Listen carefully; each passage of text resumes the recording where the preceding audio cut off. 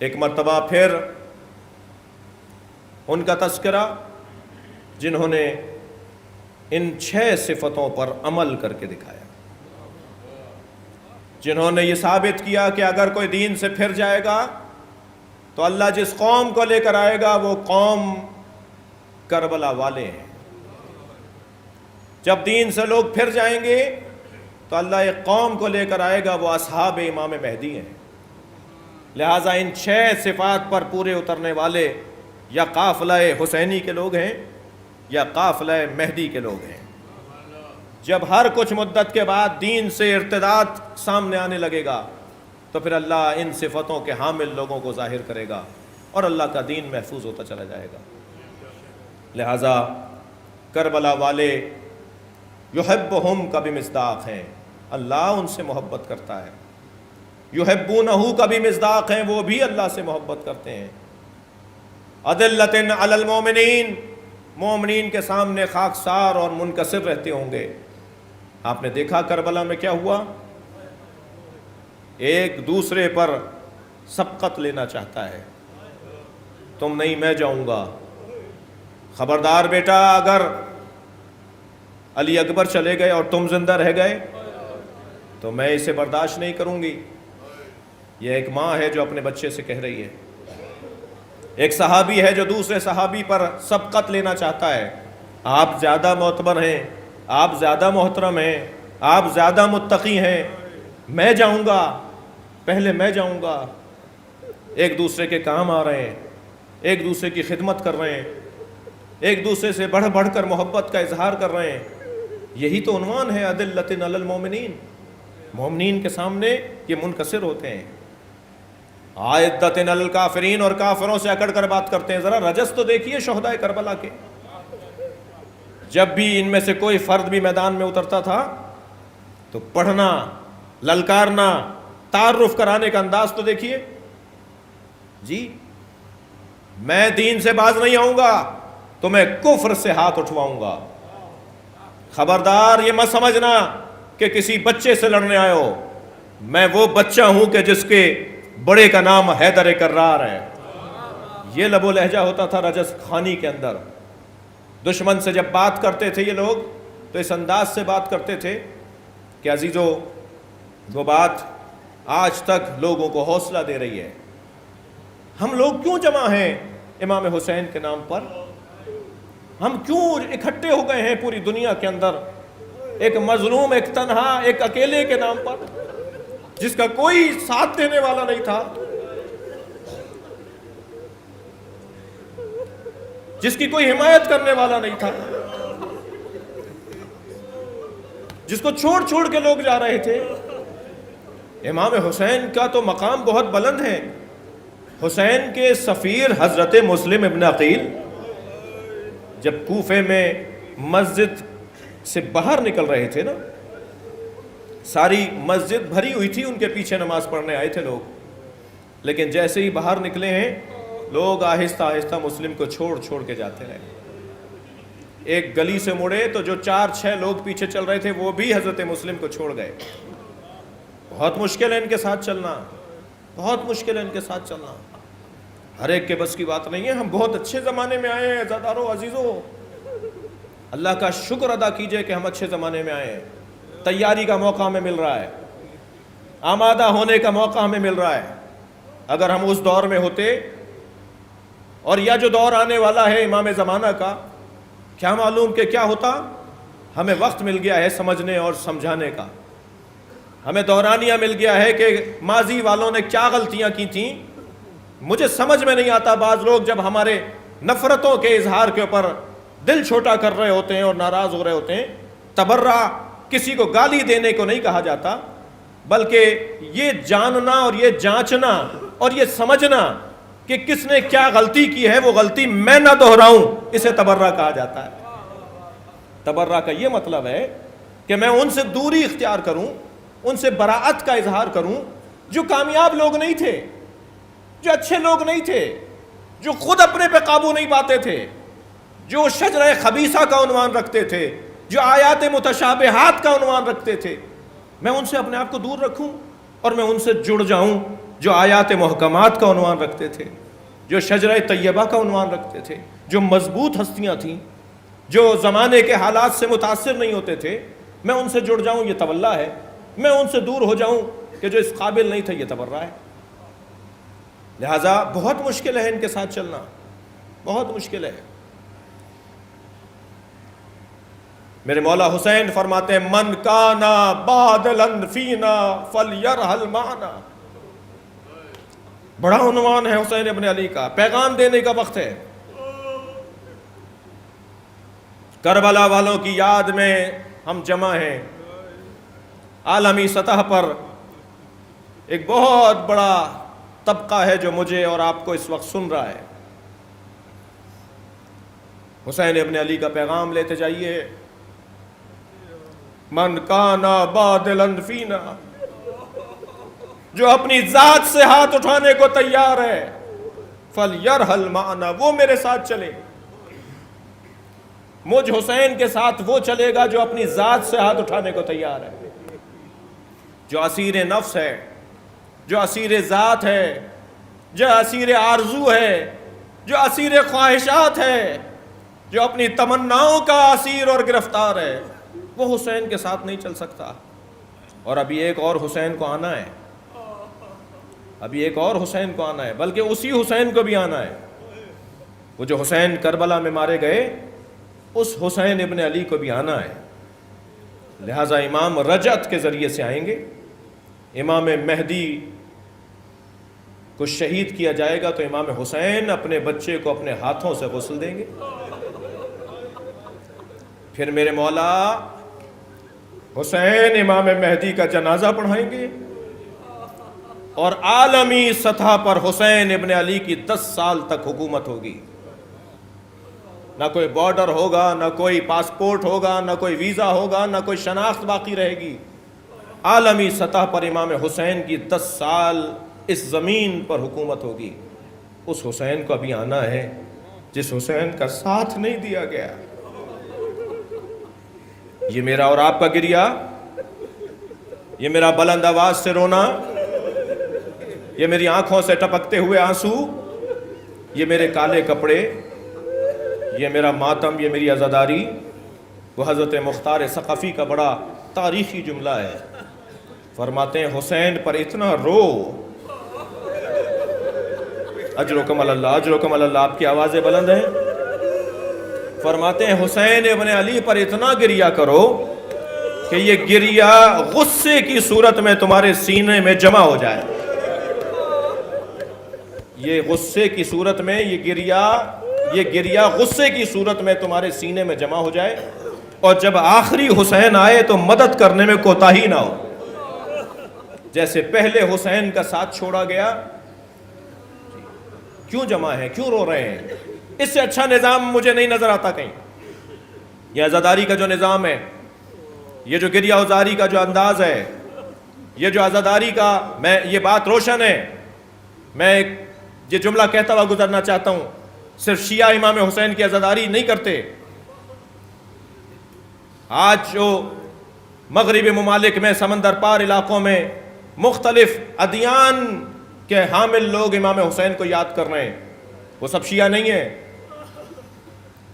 جی۔ پاکستان کے اندر، ہندوستان کے اندر سب شیعہ امام حسین کو یاد نہیں کرتے۔ میں ان قوموں کے نام لینے سے گریز کرتا ہوں کہ جو امام حسین کو یاد کرتے ہیں۔ صرف ایک جملہ کہتا ہوا آگے بڑھ جاتا ہوں، اور وہ یہ کہ ہر زندہ ضمیر حسین کو یاد کرتا ہے، ہر بیدار دماغ حسین کو یاد کرتا ہے۔ دنیا کا کوئی ملک نہیں ہے جہاں امام حسین کی یاد میں آج مبتلا نہ ہو، لوگ مبتلا نہ ہوں، لوگ منور اور حامل عزا نہ ہوں۔ اس وقت ہر جگہ امام حسین کی عزاداری ہے۔ عزیزو، یہ کس نے کہہ دیا کہ ہماری ہے کربلا؟ یہ کس نے کہہ دیا کہ ہماری ہے کربلا؟ حق بات تم کہو تو تمہاری ہے کربلا۔ حسین ابن علی کا ساتھ دینا یہ کوئی کسی کی ملکیت نہیں ہے، جو دینا چاہتا ہے جی۔ بھائی حضرت ابراہیم نے آواز دی تھی نا کہ کون ہے جو اللہ کے گھر کی زیارت کو آئے، تو آج تک انہی کی آواز پر ہم حج کرنے جا رہے ہیں نا۔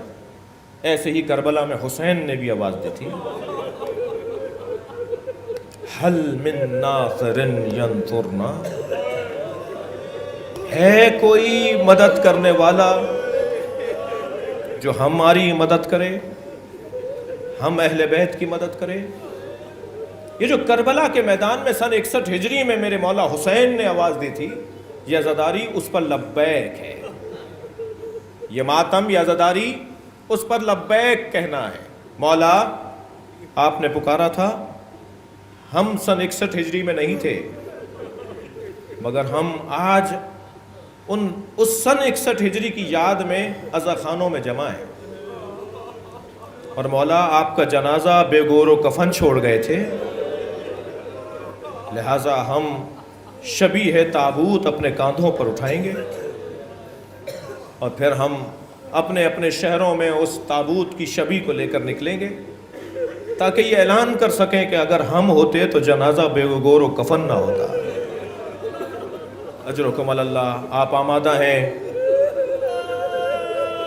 अल्लाह आपको अजर व सवाब अता फरमाए।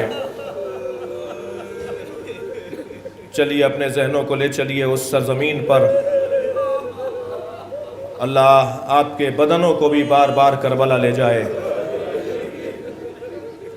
और जब हम मजलिस अज़ा में इमाम हुसैन के मसाइब को सुनते हैं तो इतनी देर के लिए हम करबला चले जाते हैं। अपने तसव्वुरात को ज़रा करबला ले चलिए, वहाँ एक जानिब एक जवान एड़ियाँ रगड़ रहा है, अजीब मंजर है। एक जानिब एक बाप बेटे के सीने से बर्छी निकाल रहा है,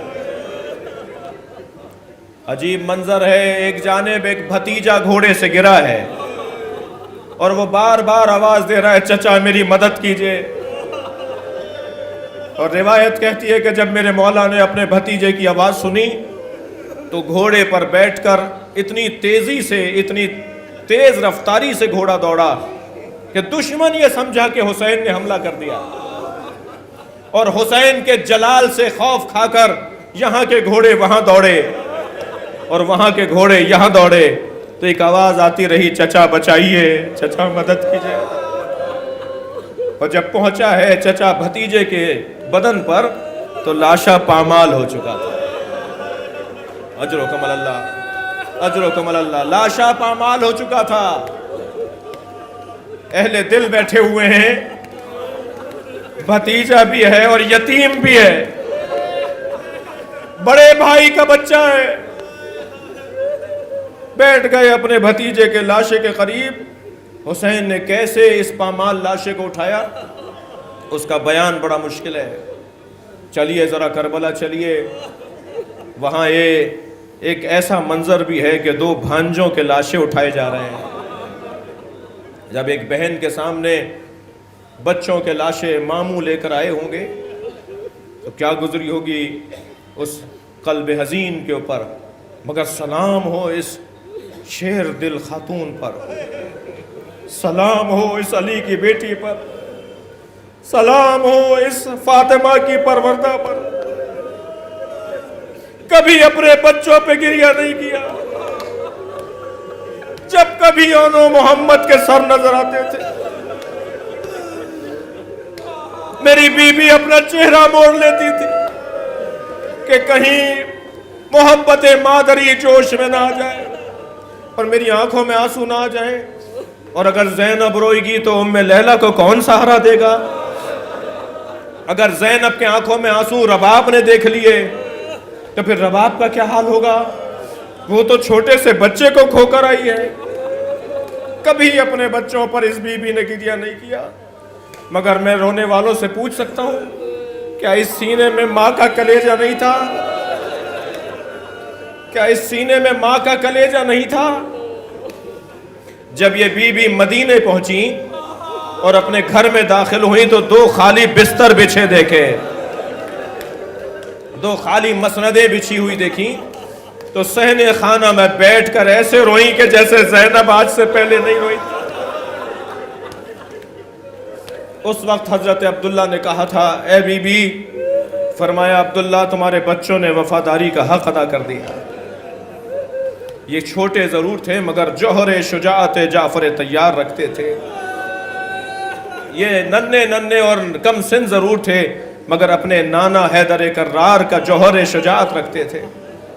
اور اے عبداللہ جب لاشیں آئے تھے تو اون میں دم تھا. وہ ہاتھ جوڑ جوڑ کے کہہ رہا تھا بابا کو سلام کہیے گا.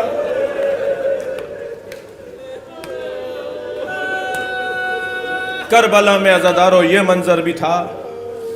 اس کربلا کے سورج نے یہ بھی تو دیکھا کہ ایک باپ ننھے سے بچے کو لایا ہے. اجرکم اللہ اجرکم اللہ. آپ کی آوازیں بلند ہیں. جب مجلس اعظم میں بیٹھا کریں تو حق پرسہ یہ ہے, یہ سنت مصطفیٰ ہے, یہ نبی مکرم کی سنت ہے حسین پہ رونا. ہم تو شہادت کے بعد حسین پہ رو رہے ہیں نا. نبی مکرم نے شہادت سے پہلے حسین پہ گریہ کیا ہے. جی زندہ کا گریہ, زندہ کا ماتم, یہ سنت نبی ہے. وہ زندہ ظاہری زندگی رکھتا ہو یا وہ زندہ شہادت کی وجہ سے زندہ کہلائے. چلیے کچھ دیر اور کربلا میں رہیے. وہاں ایک عجیب منظر نظر آ رہا ہے. جب ننھا سا لاشا قبر کے حوالے کر دیا تب ایک اکیلا فرزند زہرا, علی کا لال, نبی کا نواسا, حجت خدا, جس کی وجہ سے یہ کائنات سانس لے رہی ہے, وہ گھوڑے پر بیٹھ کر روانہ ہو رہا ہے اور اکیلا کھڑا ہے. لاکھوں کا لشکر ہے, ہر طرف سے حملہ ہے, مگر جلال حسینی یہ ہے کہ جہاں حسین گھوڑا موڑتے ہیں وہاں فوجیں فرار کرتی نظر آتی ہیں. ایک بھاگتے ہوئے سپاہی سے دوسرے نے پوچھا اس سے ڈرتے کیوں ہو؟ کہنے لگے تمہیں نہیں پتا اس کے ایک بھائی کا نام عباس ہے. جن کے نام میں جلال تھا, جن کے نام میں جلال تھا, وہ کربلا کے میدان میں اکیلے کھڑے ہیں. اب ایک ایسا وقت بھی آیا کہ ایک بہن ہے جو ٹیلے پہ کھڑی دیکھ رہی ہے. اجرکم اللہ اجرکم اللہ. میں اپنے بیان کو منزل تک لے جا رہا ہوں. ایک بہن ہے جو ٹیلے پہ کھڑی دیکھ رہی ہے. اور عزادارو آپ کو معلوم ہے کہ بہن بھائی کے رشتے میں کتنی حساسیت ہوتی ہے. بہن اور بھائی بھی حسین اور زینب جیسے. اللہ اکبر. ایک بلندی پہ کھڑے ہو کر زینب کبریٰ دیکھ رہی ہیں کہ حسین گھوڑے پہ ڈگمگا رہے ہیں. اور حسین اس لیے ڈگمگا رہے ہیں کہ کوئی تیر مارتا ہے, کوئی تلوار لگا کے جاتا ہے. اکیلا فرزند زہرا ہے.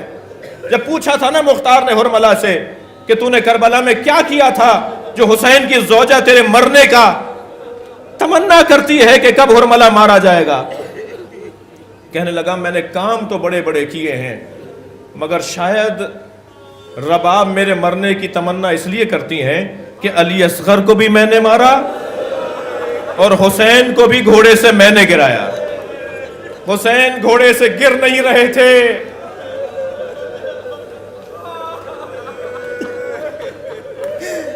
مجھے حکم ہوا حسین کو گراؤ.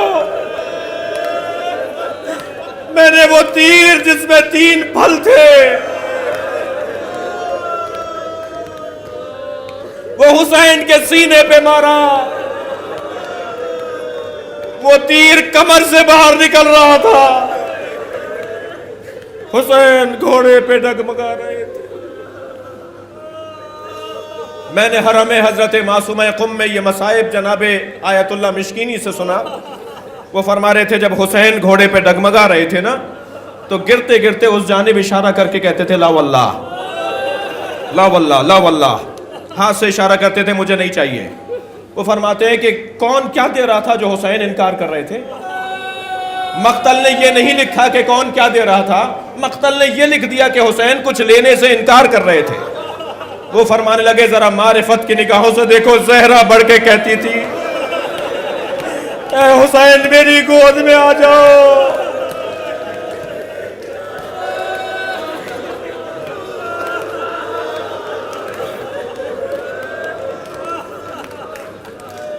اور حسین کہتے تھے اماں یہ میرا امتحان ہے, مجھے خود گرنے دیجئے. اب حسین زمین پر آ گئے. سیاہ آندھیاں چلنے لگیں. زمین کربلا کو زلزلہ آنے لگا. ایک پھوپھی نے بھتیجے کا بازو ہلایا. اے زین العابدین یہ سیاہ آندھی کیسی ہے؟ سہارا دے کر بھتیجے کو بٹھایا. فرمایا پھوپھی اماں خیمے کا پردہ ہٹائیے.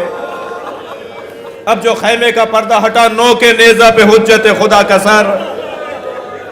سنبھل کر بیٹھنے لگے. کہا السلام علیکہ یا ابا عبداللہ.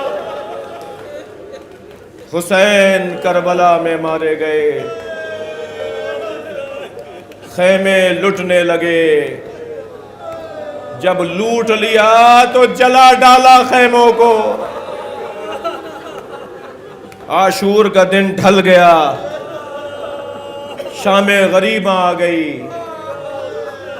وہ ننھے ننھے بچوں کو لیے ایک ماں، ایک پھوپھی، کاروان حسینی کی سالار زینب کبریٰ. عزاداروں مجھے نہیں معلوم کہ پانی کہاں سے آیا. 3 دن کے پیاسے بچے، 3 دن کے پیاسے بیویاں. لیکن اتنا ہے کہ جب پانی آیا تو میری بی بی زینب نے کوزوں میں پانی بھر بھر کے بچوں کی طرف پیش کیا. سب سے زیادہ پانی پانی کہنے والی تو سکینہ تھی نا. کبھی چچا سے جا کر کہتی تھی چچا عباس، کبھی بابا کا دامن پکڑ کے کہتی تھی بابا بچے پیاسے ہیں. میری بی بی زینب نے کوزہ بھر کے جناب سکینہ کی طرف بڑھایا. سکینہ پانی پی لو. فرمایا پھوپھی اماں آپ بڑی ہیں، پہلے آپ پئیں. میری بی بی نے فرمایا سکینہ پہلے بچے پانی پیتے ہیں، پھر بڑوں کو پانی پلایا جاتا ہے. جب یہ سن لیا پھوپھی سے کوزہ لے لیا اور عزاداروں اندھیرے بیابان کی طرف جانے لگی. بڑھتے ہوئے قدم رکے. میری بی بی کی آواز پر سکینہ کہاں جا رہی ہو؟ کہا پھوپھی اماں بھی آپ نے فرمایا پہلے بچے پانی پیتے ہیں. میرا بھیا پانی پینے گیا تھا، واپس نہیں آیا. میں علی اصغر کو پانی پلانے جا. اجرکم اللہ، اجرکم اللہ. مجلس ہو گئی، عزاداروں گریہ ہو گیا.